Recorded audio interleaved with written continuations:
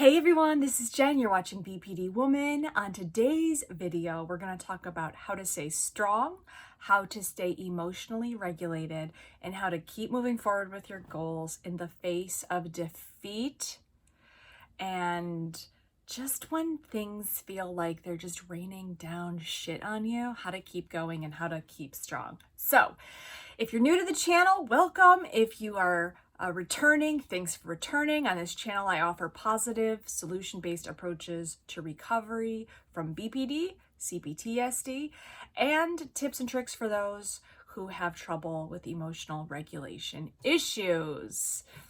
And though I'm not a psychologist or a therapist, there is one question that I can answer that those folks cannot, which is, what is it like to live with borderline personality disorder? And in doing so, I can offer you the nuances of navigating the skills and actually applying them in real world instances. I have gone through about 6 rounds of DBD. I have done years longs of therapy. I've done book work, homework, workbooks. I research. You get it. I'm pretty committed. If you haven't done so already, please hit subscribe. Now let's get going. So first of all, I want to apologize that I have not done a video in 3 weeks. That is crazy town. So I'm really sorry about that.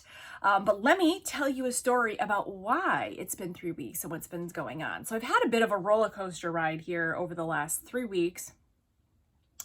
And when you listen to this story, I want you to think about what you would do in these instances. I want you to think about how you might react and how it might affect your ability to keep on with your goals. So I'm living in an apartment and I've been trying to buy a house now over the last year. And I was getting really serious about it a couple of months ago because my lease is up in about 2 months from now. So I got a mortgage lender to give me a pre-approval letter, and it was for more money than I needed for a mortgage. And I was like, oh my gosh, this is great. Like, this is going to open up so many levels to me. I'm really going to be able to look for different kinds of homes.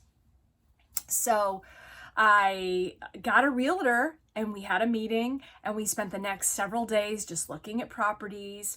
And I was excited, I was like, oh my God, this is, I cannot believe my luck. My business is recovering after the pandemic.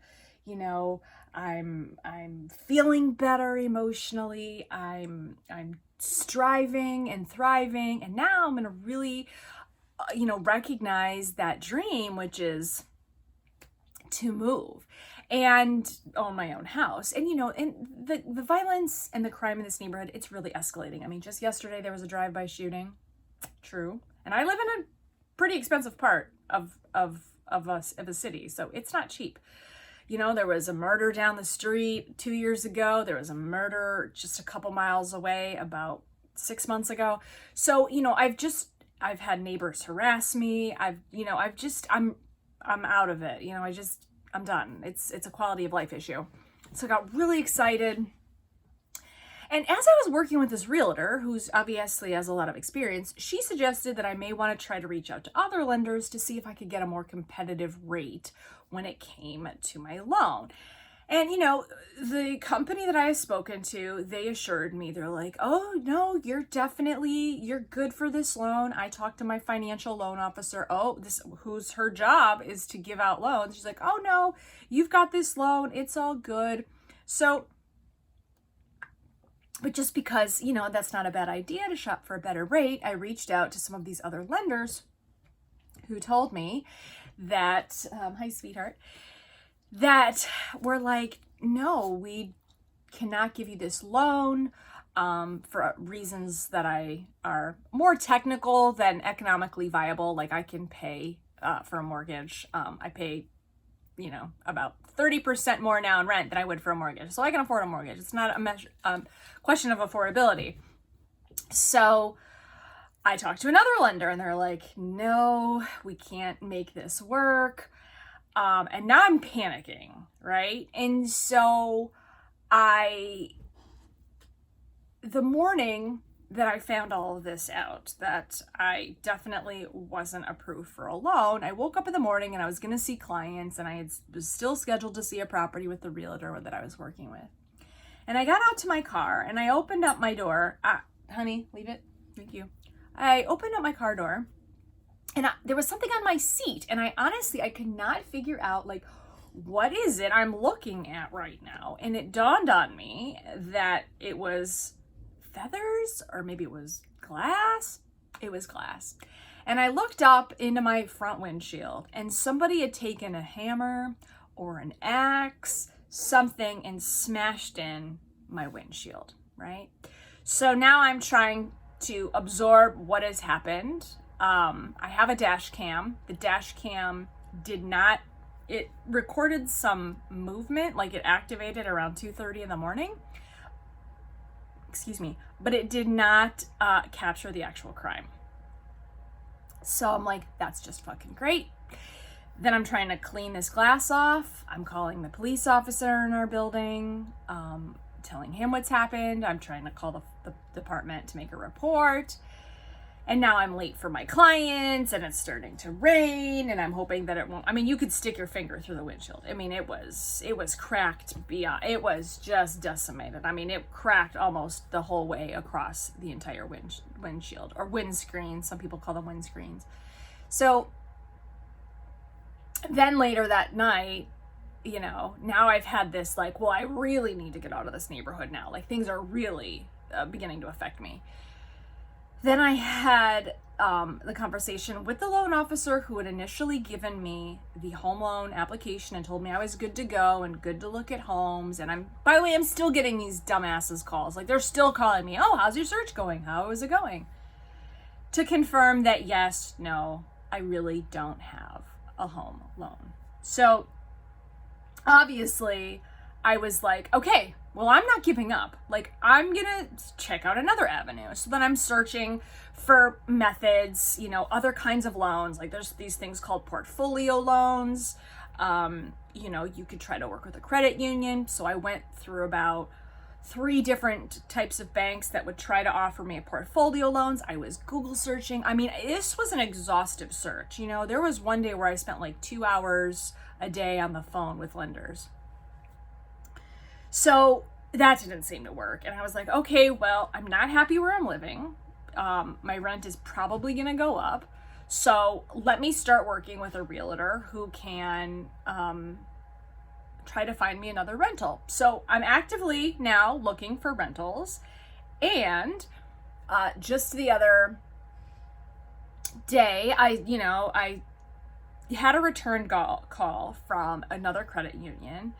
And they're like, oh, we got your call about a portfolio loan. I was like, you're not going to be able to help me. Like, I've been through this now probably 10 times. And she's like, no, I think I can make this work. So, I mean, over the last week, I have just been piecemealing her all these, like, different kinds of things that she needs. And she thinks maybe she can help me. So I'm like, okay, well, I don't have the biggest ray of light that I had a couple of weeks ago, but it's still something. All of this has been very draining. All of this has been very tiring. All of this I've had to assess, like, what is my limit for searches? What is my limit to keep trying to do this? What are my options? Do I feel disappointed? Yeah. Do I feel that I can afford a mortgage? Well, I know I can. I'm in a great position to afford a mortgage. I mean, there's just some of these technicalities, if you've ever tried to buy a house, that you're like, well, this doesn't make any sense, right?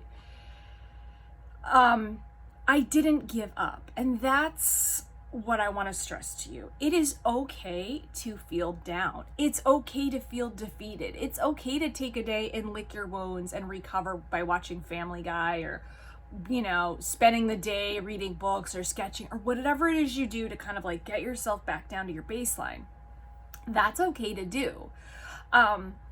What is destructive, what is not productive, what is going to sap your energy is to sit and have a super long crying spell, is to take out your anger on someone else, a client, a friend, a loved one, a boss, whatever.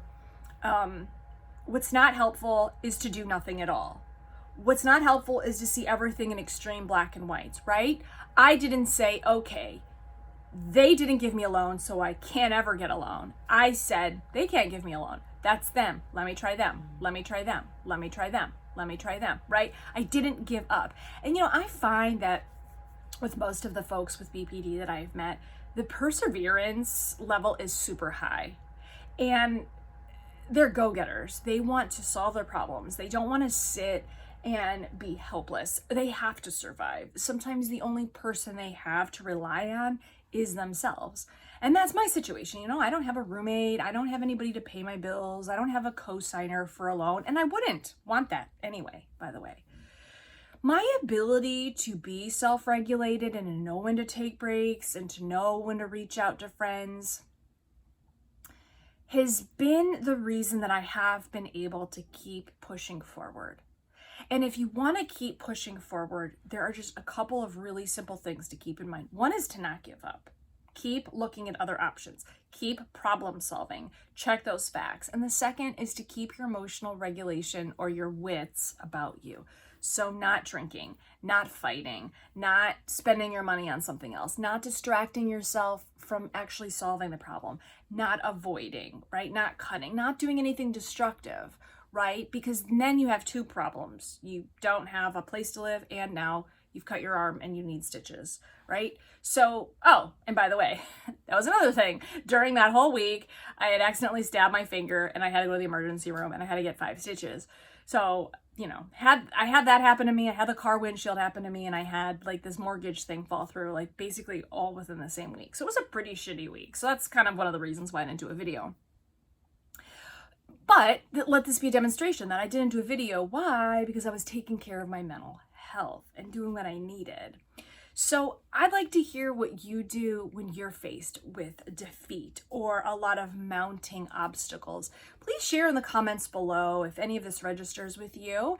I will be doing some other videos very soon. I have one that I have been researching on, rejection sensitivity dysphoria.